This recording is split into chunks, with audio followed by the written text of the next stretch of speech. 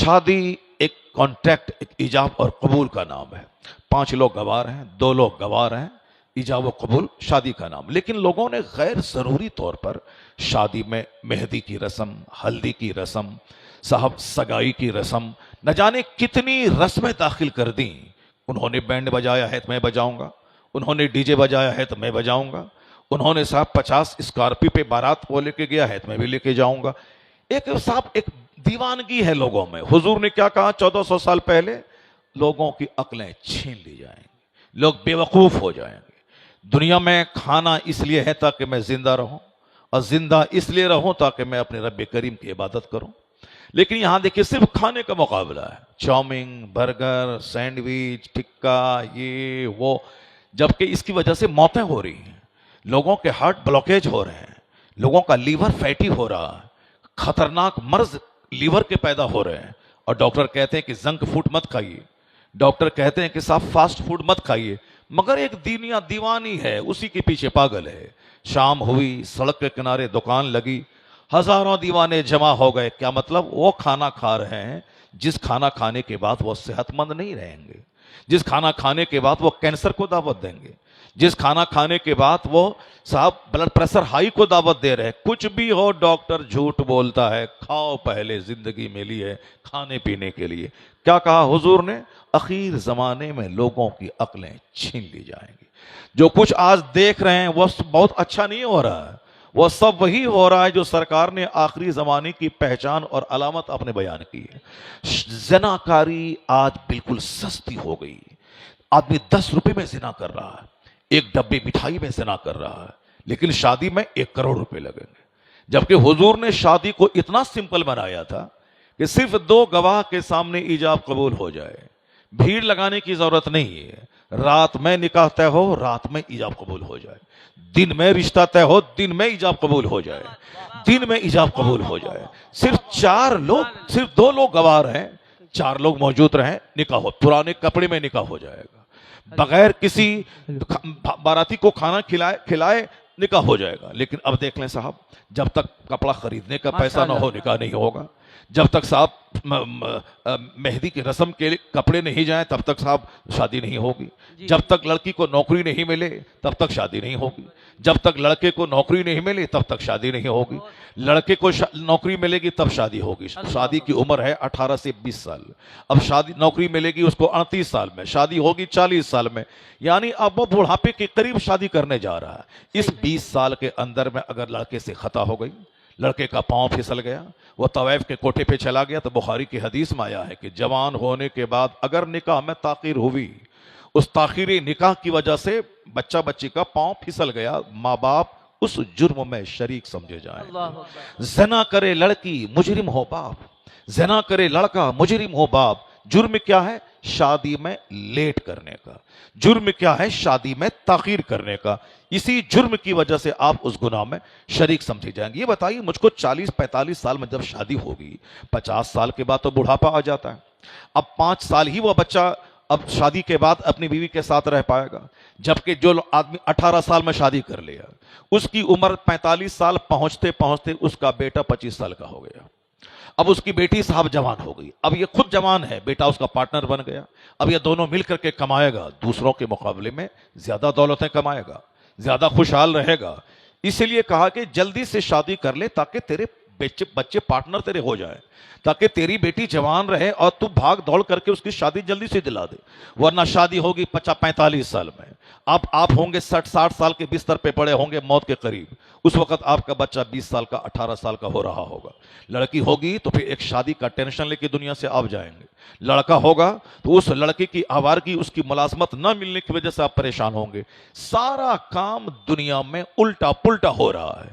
میں نماز پڑھ رہا ہوں ریلوے اسٹیشن پہ، کہتے ہیں کہ صاحب یہ مسجد نہیں ہے، یہ پلیٹ فارم ہے، آپ یہاں نماز نہ پڑھیں. اسی پلیٹ فارم پہ ایک لڑکا ایک لڑکی کے ساتھ کاندھے پہ ہاتھ رکھ کے مستیاں کر رہا ہے.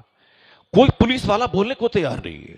کوئی نہیں بولتا ارے صاحب یہ پلیٹ فارم ہے، یہ طوائف کا اڈا نہیں ہے، یہ پلیٹ فارم ہے، یہ آپ کا اپنا گھر نہیں ہے. یہ اگرچہ آپ کی بیوی ہے مگر بیوی ہے تو آپ کے لیے آپ کا گھر ہے، یہ پلیٹ فارم ہے، یہاں ہزاروں لوگ سفر کر رہے ہیں.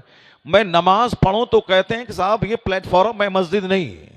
اب وہ زنا کرے تو کوئی بولنے والا نہیں کہ صاحب یہ پلیٹ فارم ہے، یہ طوائف کا اڈا نہیں ہے. کیا کہا حضور نے؟ عقلیں چھین لی جائیں گی، عقلیں چھین لی جائیں گی. دنیا ہندوستان میں جب نمازی بڑھیں گے تو کرائم گھٹے گا، نمازی بڑھیں گے تو غرور گھٹے گا، نمازی بڑھیں گے تو حرام خوری گھٹے گی، نمازی بڑھیں گے تو شراب نوشی گھٹے گی، نمازی بڑھیں گے تو زناکاری گھٹے گی. آج ہر قدم قدم پہ زناکاری ہے، قدم قدم پہ شراب نوشی ہے، قدم قدم پہ صاحب بڑے بڑے گھوٹالے ہیں. جو منتری کرسی پہ بیٹھے ہیں وہ گھوٹالہ کر رہے ہیں صاحب. جو بڑے بڑے عہدوں پہ فائز ہیں، ڈی ایم، اس کو گھوٹالے میں ملوث ہے. ایس پی وہ گھوٹالے میں ملوث ہے. ہمارے پورنیہ کا ایک ڈی ایم، بہت بری سزا اس کو گورنمنٹ نے دی صاحب. تنخواہ اس کی 2 لاکھ روپے مہینہ ہے. کروڑوں روپے غیر قانونی ڈھنگ سے وہ کما رہے ہیں. صرف ایک نہیں بلکہ ہزاروں آفیسر. تو میں کہتا ہوں حکومت ہند سے صاحب آپ کے آفیسر گردن تک رشوت میں دھسے ہیں. اس کے خلاف کوئی آپ کے پاس کوئی قانون نہیں ہے. آپ کے نیتا اس کے خلاف نہیں بول رہے ہیں صاحب. کورٹ میں زنا ہو رہا ہے، آپ اس کے خلاف کچھ نہیں بول رہے ہیں. آر پی ایف کے جوان، ریلوے پروٹیکشن فورس، یہ صاحب ایک سفر کرتی ہوئی لڑکی کے اسی کمرے میں گھس کر کے اس کے ساتھ دست درازی کر رہا ہے صاحب. اس کے عزت کے ساتھ کھیل رہا ہے، آپ کچھ نہیں بول رہے ہیں. اب ہم جانتے ہیں نہیں بول پائیں گے چونکہ کلکتہ میڈیکل کالج میں جو زناکاری ہوئی سارا ہندوستان جان رہا ہے، ساری دنیا تھرا رہی ہے. ایسا نہیں کہ جہاں نقاب ہوگا اسی کو جھانک جھانک کے دیکھنے کی خواہش دل میں پیدا ہوتی ہے. ابھی ایک ڈاکٹر بول رہا تھا کہ صاحب آپ کی عورتیں نقاب کیوں پہن رہی ہیں؟ چونکہ جو چیز ہیڈن پوشیدہ رہتی ہیں لوگ اس کو بار بار دیکھتا ہے، اور جب وہ اوپن رہیں گی تو لوگ نہیں دیکھے گا. میں کہتا ہوں صاحب یہی آپ کا فارمولا ہے. میں نے اپنی چھوٹی سی زندگی میں ہزاروں تجربہ میں نے کیا ہے کہ جہاں لڑکیاں اوپن گھوم رہی ہیں، جو دکاندار روزانہ ہزاروں لڑکیوں کو دیکھتا، میں نے اس کی آنکھوں کو دیکھا ہے. روزانہ ہزاروں لڑکیوں کو دیکھنے کے باوجود بھی ہر آنے والی لڑکی پہ وہ گہری نظر ڈالتا ہے، نگاہیں گاڑ کے دیکھتا. ایسا نہیں کہ 2-4-10 دن دیکھا جی بھر کے آپ نہیں دیکھے گا. ایسا تھوڑی ہوتا ہے دنیا میں کہ 5 دن کھا لیا تھا اب پھر کھانے کو اب جی نہیں کر رہا اب نہیں کھائیں گے. اب آج دن بھر پانی پی لیا تو اب 10 دن تک پانی نہیں پیئیں گے. نہیں، کھانے کی خواہش ہے اور جب تک آدمی زندہ ہے تب تک کھائے گا. پانی پینے کی خواہش ہے، جب تک دنیا میں زندہ رہے گا بندہ تب تک پانی پیے گا. جس طرح پانی پینے کی خواہش زیادہ پانی پینے سے ختم نہیں ہوتی، کھانا کھانے کی خواہش ہمیشہ رہتی ہے، ختم نہیں ہوتی. اسی طرح مردوں کے دلوں میں عورتوں کی چاہت ہے، اسی طرح عورتوں کے دل میں مردوں کی چاہت ہے. یہ چاہت اسی لیے ہے تاکہ دونوں شادی کے بندھن میں بندھ جائیں، اس کے بعد پھر آنے والی نسلیں اس سے شروع ہوں، توالد و تناسل کا ایک سلسلہ جاری ہو جائے. اگر ہمارے باپ شادی نہیں کرتے تو میں کہاں سے پیدا ہوتا؟ اگر آپ کے باپ شادی نہیں کرتے تو آپ کہاں سے پیدا ہوتے؟ اگر آپ کی ماں آپ کے باپ کے نکاح میں نہیں آتی تو آپ کہاں سے پیدا ہوتے؟ اگر حضرت سید موسیٰ جنگی دوست رضی اللہ تعالی عنہ اب صاحب وہ شادی نہیں کرتے تو ہم سبوں کے پیر و مرشد غوث الاعظم کہاں سے پیدا ہوتے؟ حضور سید غیاث الدین رضی اللہ تعالی عنہ اگر شادی نہیں کرتے تو 90 لاکھ کافروں کو کلمہ پڑھانے والے غریب نواز کہاں سے پیدا ہوتے؟ تو عورتیں مرد کے لیے بنی ہے تاکہ شادی کر کے ایک دوسرے کے رشتے میں بندھ جائے. تو جب اس کی چاہت یہاں ہے تب نہ پھر یہ شادی ہے، ورنہ چاہت اگر نہیں رہے گی تو کوئی مرد عورتوں کو قبول نہیں کرے گا، کوئی عورتیں مرد کے پاس نہیں جائیں گی. چاہت ہے اور یہ چاہت مرتے دم تک رہے گی. ایسا نہیں کہ 10 بار دیکھنے کے بعد صاحب وہ جی بھر جائے اب نہیں دیکھا جائے. تم تو 1000 بار دیکھ چکے ہو پھر بھی تیری نگاہیں کیوں بہکی ہوئی ہیں؟ اس لیے یہ کہنا کہ جو چیزیں چھپی رہتی ہیں اس کو دیکھنے کی زیادہ خواہش ہوتی ہے، غلط بات. میڈیکل کالج میں روزانہ لڑکیاں ٹی شرٹ پینٹ پہن کے پڑھنے آ رہی ہیں، لیکن اس کے باوجود کیوں ریپ ہوا، اس کے باوجود کیوں دردناک قتل ہوا، اس کے باوجود کیوں وہاں صاحب تہخانے میں ریپ کا ریکٹ چلایا گیا؟ اس کا مطلب ہے کہ نیچرل سسٹم سے بغاوت آپ نہیں کر سکتے ہیں. یہ ہر مرد کے دل میں خواہش ہے عورتوں کی. تو اب ایک خوبصورت عورت گھر سے باہر نکلی، اب 10 درندے چاہتے ہیں کہ میں ان کے ساتھ شادی کروں. اب ایک اکیلی عورت ہے اور 10 درندے چاہتے کہ میں ان سے شادی کر لوں. یہ بتائیں کہ اس عورت کی زندگی خطرے میں پڑے گی یا نہیں؟ اسی لیے پردے کا حکم اسلام نے دیا ہے تاکہ اس کا حسن بھی چھپا رہے اور اس کی بدصورتی بھی چھپی رہے، تاکہ درندوں کی بد نگاہی سے عورت سیف رہے. تو پردہ عورتوں پہ ظلم نہیں ہے، یہ ان کی سیفٹی کے لیے ہے، یا اس کی سیکیورٹی کے لیے ہے، یا اس کی حفاظت کے لیے ہے. مگر بتائیں صاحب ایک لڑکی چڈی پہنی ہوئی ایئرپورٹ پہ کھڑی ہے، آئے دن ہم لوگ دیکھ رہے ہیں لیکن کوئی بولنے والا نہیں ہے کہ آپ کے ایسا قدم اٹھانے سے لوگوں کا دماغ خراب ہوگا، آپ سماج میں غلط میسج آئے گا، سماج کے لوگ اس کو غلط سمجھیں گے، کوئی نہیں بولنے والا ہے۔ لیکن ایک عورت حجاب پہن کے آئی ہے تو اب وہ لوگوں کی آنکھوں میں وہ عورت کھٹک رہی ہے، کھٹکے گی ضرور، کیوں؟ اس لیے کہ اخیر زمانے میں اکثر لوگوں کی عقلیں چھین لی جائیں گی۔ اس لیے یہ اسے اب ترقی اور ڈیولپمنٹ نہیں کہیں کہ ڈیولپمنٹ ہے صاحب، چڈی پہ عورتیں آ گئی ڈیولپمنٹ ہے صاحب، لوگ شراب کی بوتل لیے چل رہے ہیں یہ ڈیولپمنٹ ہے۔ ابھی 4 دن کے بعد آپ دیکھیں گے ہندوستان کے گوا میں سمندر کے کنارے وہ شراب کی بوتلیں ہوں گی صاحب، نیم برہنہ مرد عورتیں سب سوئے ہوئے ہوں گے۔ کیا 31 نائٹ بنا رہے ہیں؟ آنے والا سال اس سال کا آخری دن ہے، اب آنے والا سال 1 جنوری آ رہا، اب وہ 31 نائٹ منا رہے ہیں۔ کیا کیسے منا رہے ہیں؟ شراب پی کے منا رہے ہیں، جوا کھیل کے منا رہے ہیں، اور صاحب عیاشی کر کے منا رہے ہیں۔ اسے کیا خبر کہ ہو سکتا ہے کہ 25 کا پہلا دن اس کے لیے موت کا پیغام لے کے آ رہا ہو۔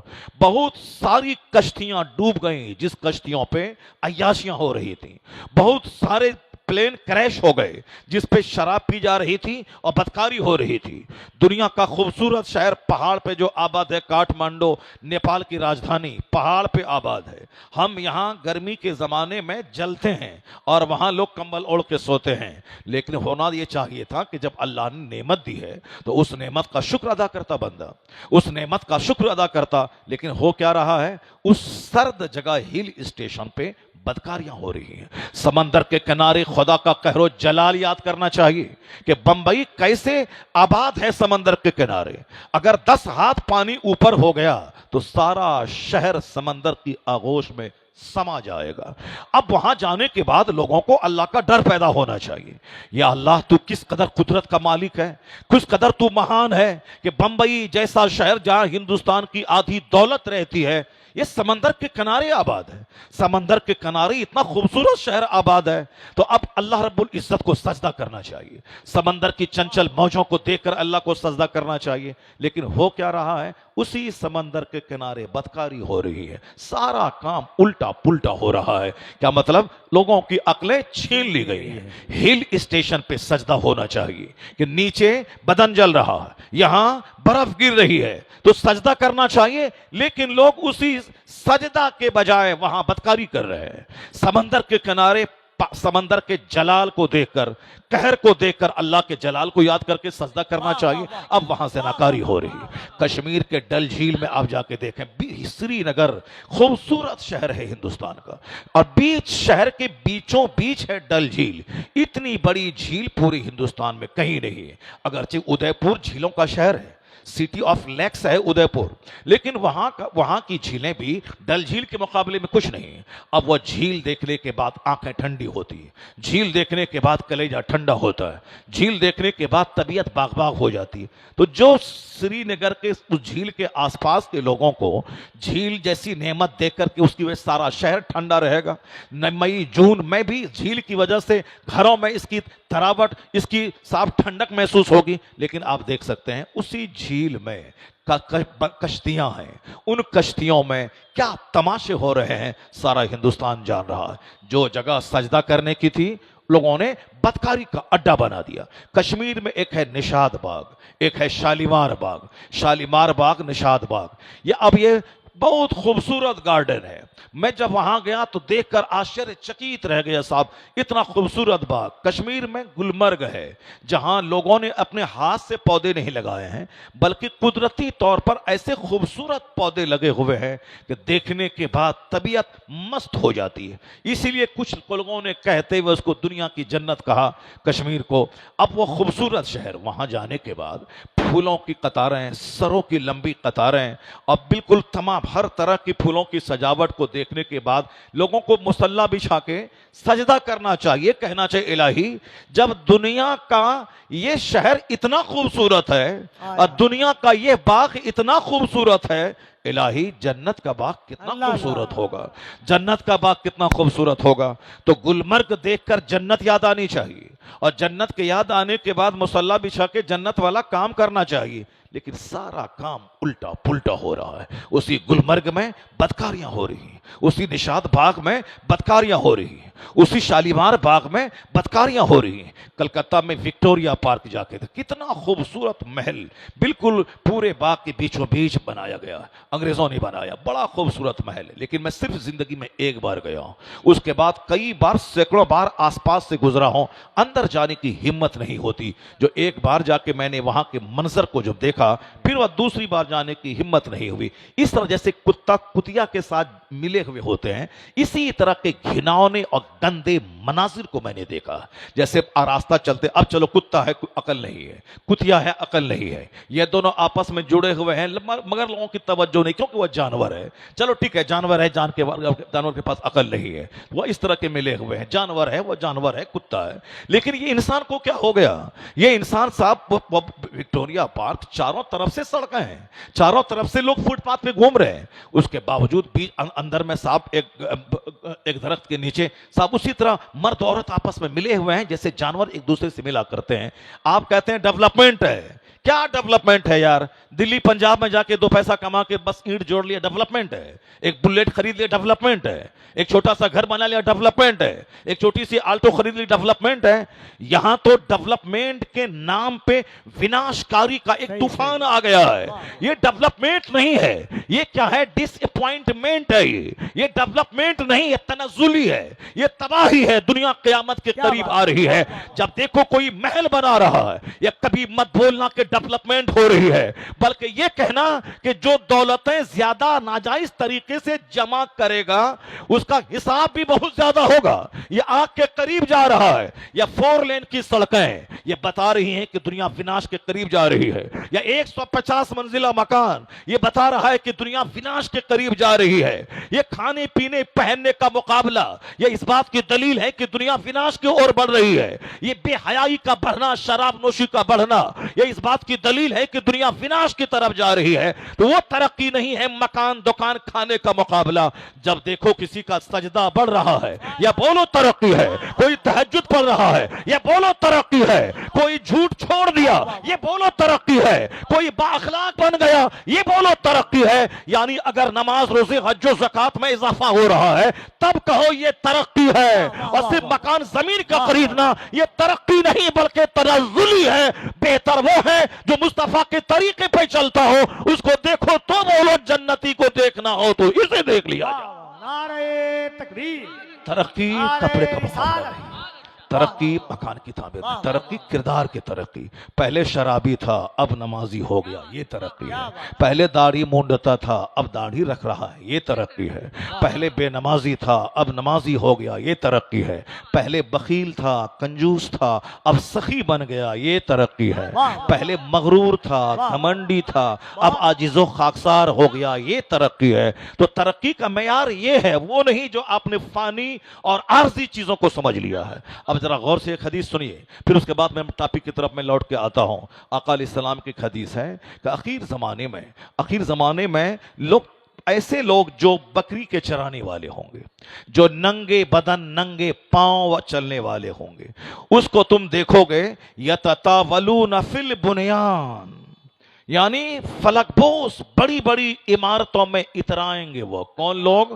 یتطاولون فی البنیان, کون لوگ؟ وہ لوگ جو دنیا میں ننگے پاؤں چلتے تھے, جو بکریاں چراتے تھے. جیسے آج کل آپ کہتے ہیں کہ فلاں کا باپ بکری چراتا تھا لیکن آج اس کا بیٹا ڈیولپ کر دیا, اس کا بیٹا ڈیولپ کر رہا ہے, اس کا بیٹا مکان بنا رہا ہے. صاحب فلاں دوسروں کے گھر میں گائے چراتا تھا لیکن آج وہ ڈیولپ کر گیا, مکان بنا لیا, اپنی گاڑی خرید لیا, انووا کرسٹا ہے, فارچونر ہے, بہت مقابلہ ہے, بڑی زبردست گاڑی خرید لی. آپ کیا کہتے ہیں؟ ترقی ہے. مگر آپ کے پیغمبر کیا کہتے ہیں؟ آپ کے پیغمبر کہتے ہیں, آپ نے وہ حدیث سنی ہوگی جو صاحب الحدیث ہے, آپ نے وہ حدیث سنی ہوگی جو حدیث جبریل کہتے ہیں. جناب جبرائیل امین انسانی شکل میں حضور کے پاس آئے تھے اور سرکار سے سوال کر رہے تھے کہ حضور مل ایمان مل اسلام, ایمان کیا ہے, اسلام کیا ہے. اور پھر ایک سوال تھا کہ قیامت کی نشانی کیا ہے. تو حضور نے کہا تھا ان تلد الامۃ ربتہا, مصطفیٰ نے کہا تھا جب دیکھنا کہ عورتیں اپنے مالک کو جنم دیں گی. کیا مطلب؟ باندیاں اپنے ملکہ کو جنم دیں گی. ایک معنی یہ ہے کہ نافرمان اولاد کثرت سے پیدا ہوگی, مرد اولاد اولاد کو اپنی ماں کا پاؤں چومنا چاہیے، اولاد کو اپنی ماں کی پیشانی کو بوسہ دینا چاہیے، اولاد کو اپنے باپ کی پیشانی کو چومنا چاہیے، جو کہ ماں باپ کے پاؤں کو چومنے سے جنت کی چوکھٹ کے چومنے کا مزہ ملتا ہے، ماں باپ کو دیکھنے سے حج مبرور کا اجر ملتا ہے، ایک دن میں 100 بار ماں باپ کا چہرہ دیکھیں حج مقبول کا اجر ملے گا۔ لوگ 10 لاکھ روپے خرچ کر کے گئے، وہاں سیلفی لے کے آ گئے، فوٹوگرافی کر کے آ گئے، سمجھ رہے اس کا حج چوپٹ ہو گیا، وہ وہاں ایک نیکی 1 لاکھ کے برابر ہے، تو ایک گناہ بھی 1 لاکھ کے برابر ہے۔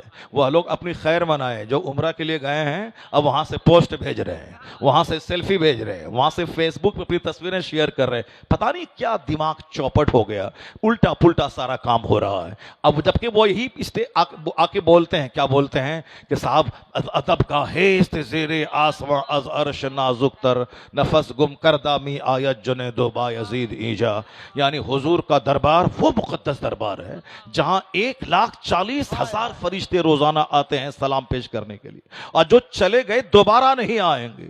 اب پھر ادب کے ساتھ حاضری دیتے ہیں کون؟ سید الطائفہ، جو اولیاء الصالحین کے گروہ کے سردار ہیں جنید بغدادی، وہ سانس روک کر حاضری دیتے ہیں تاکہ سانس چلنے کی آواز بھی حضور کے کان تک نہ پہنچے۔ یہ ادب کی جگہ ہے جہاں جنید جیسے بزرگ، بایزید بستامی جیسے بزرگ سانس روک کے حاضری دیتے ہیں، اور یہ وہاں سے سیلفی شیئر کر رہے ہیں۔ اس لیے آج تو سرکار تاج الشریعہ کی بڑی یاد آتی ہے کہ حضور کچھ دن اور آپ بحیات رہ گئے ہوتے تاکہ یہ خرافات ختم ہو گیا ہوتا، لیکن آپ چاہے پردہ فرما گئے ہیں لیکن آپ کے غلام حاضر ہیں، لوگ مانے یا نہیں مانے مگر جو حرام ہے اس کو بولا جائے گا، لوگ مانے یا نہ مانے جو غلط ہے اس کو غلط کہا جائے گا۔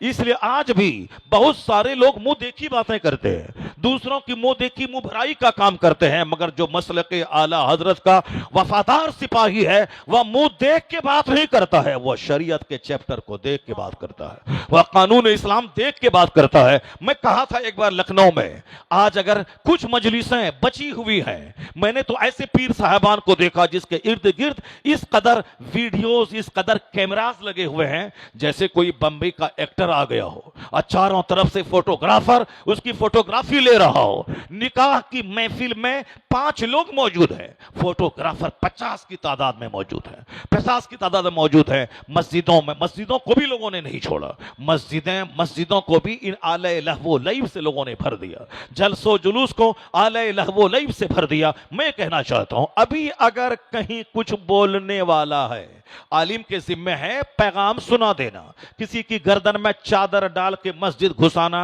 یا نہ کسی نبی پہ فرض تھا نہ کسی نبی کے غلام عالم پہ فرض ہے۔ انبیاء کرام بھی صرف اللہ کا پیغام سنا دیتے تھے، باقی اسی کروڑوں میں سے 2-4 لوگ کھنچ کے ایمان لاتے تھے، کلمہ پڑھتے تھے، اور یہی کام انبیاء کے وارثین نائبین پر ہے کہ آپ اچھے انداز میں قرآن پڑھ کے سنا دیں، مصطفیٰ کی حدیث پڑھ کے سنا دیں، لوگوں کو اسلام کا قانون بتا دیں، بس اتنا ہی آپ کا کام ہے۔ وَمَا عَلَيْنَا إِلَّا الْبَلَاغُ، یعنی ہمارے اوپر میں صرف پہنچا دینا، یہی ہے۔ کسی کی گردن پکڑ کے، کسی کا کیمرہ توڑ کر کے اس کو کہنا خبردار یہ حرام ہے بھاگو یہاں سے، یہ ہم پر ضروری نہیں ہے۔ ہم پر صرف اتنا ہے کہ بتا دینا ہے کہ یہ غلط ہے، بتا دینا ہے یہ حرام ہے، باقی اس کے ذمہ دار وہ ہیں۔ میں کہوں گا نماز پڑھو، نماز ایک وقت کی چھوڑنا حرام ہے۔ اب سامنے والا بندہ بولیں گے اپنی پڑھو، ہم نہیں پڑھیں گے، تم کیا کرے گا، تم کیا کرے گا، تو پھر ہم کچھ نہیں کر سکتے ہیں۔ میں کہوں گا صاحب عمرہ کیوں شوق کی عمرہ کر رہا ہے، حج کیوں نہیں کرتا ہے؟ حج فرض ہے۔